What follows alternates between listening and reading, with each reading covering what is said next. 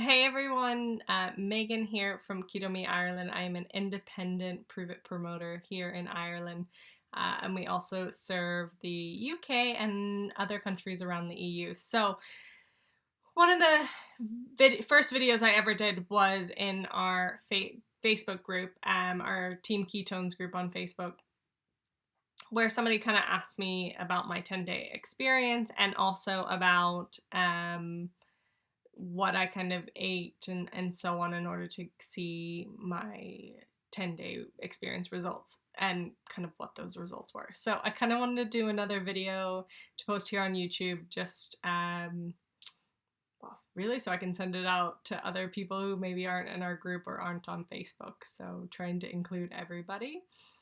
So, and while it's still fresh, because I've really only been using the product now for about maybe almost a month, almost.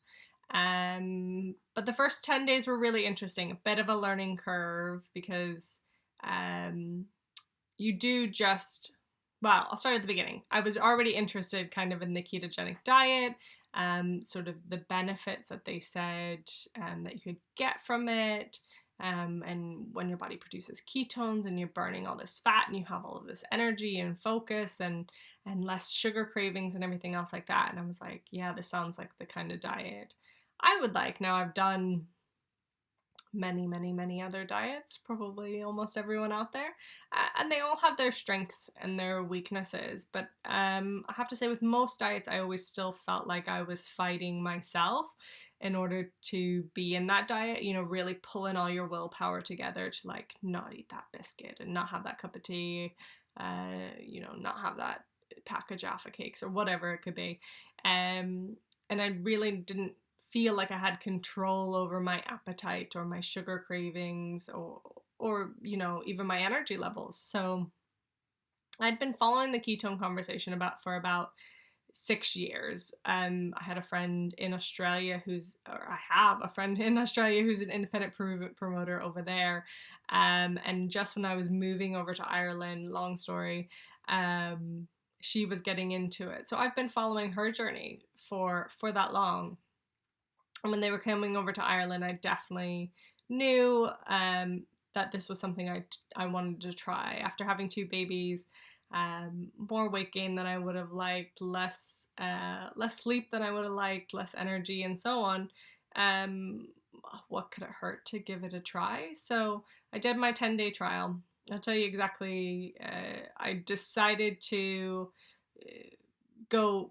They talk about good, better, best. I tried to tend towards the best version and be sort of the model ketone taker. So the first couple of days, I actually almost felt a bit bloated, and I reached out to my friend Christy, and I was like, Christy, why am I feeling so bloated and having like and she was like, definitely not enough water, not enough electrolytes. Get those into you, and you'll feel a whole lot better.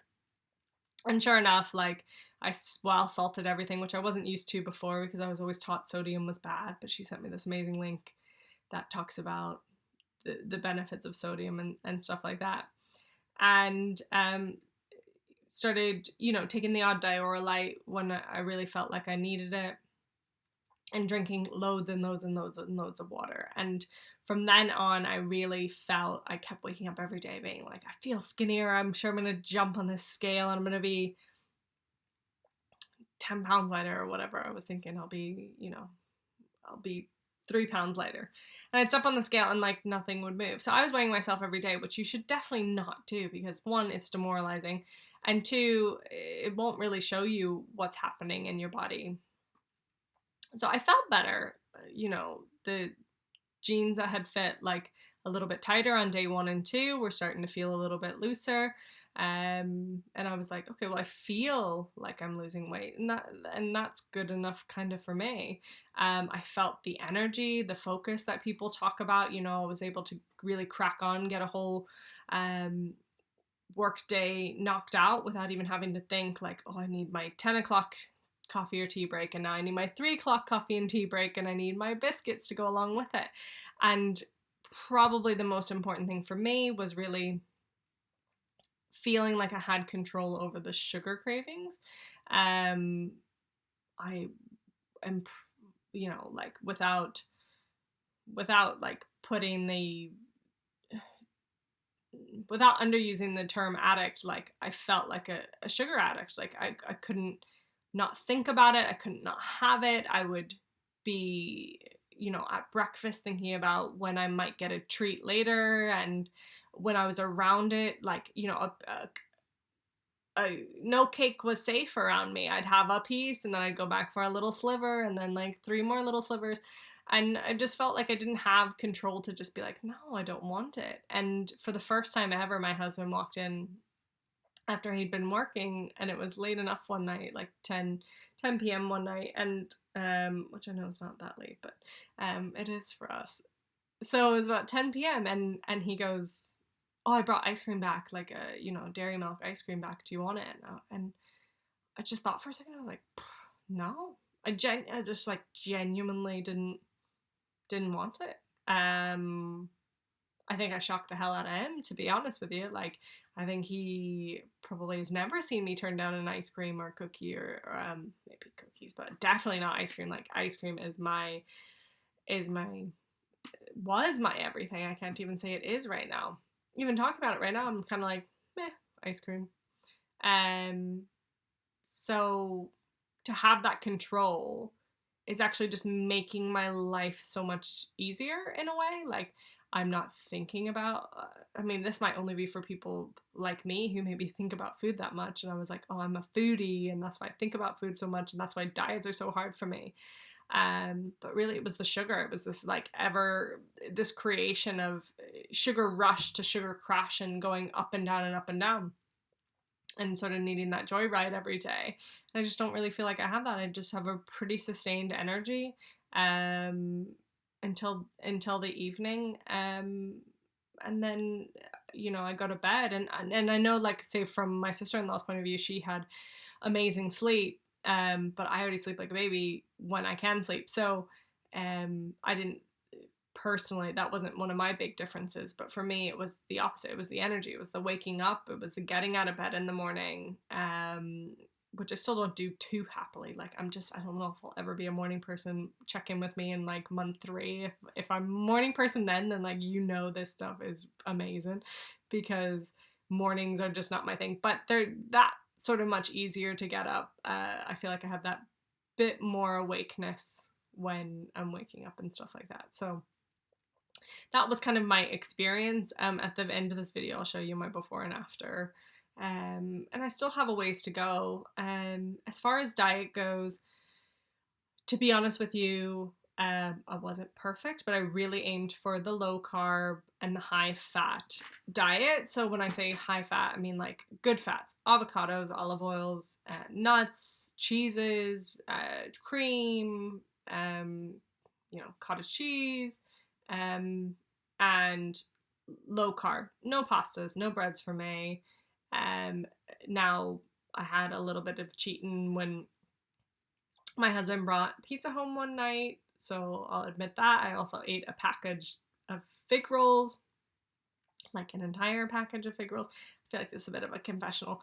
An entire package of fig rolls when I had a bit of a cold, and I was feeling sorry for myself, basically, and just thought like they might make me feel a little bit better. And to be honest, they didn't, so I don't know why I did it. But yeah, I'm still battling my sugar demons then. So besides that, though, I tried to go for just whole foods, some sort of meat, like a steak and a salad with a nice dressing, nice olive oil, some tomatoes.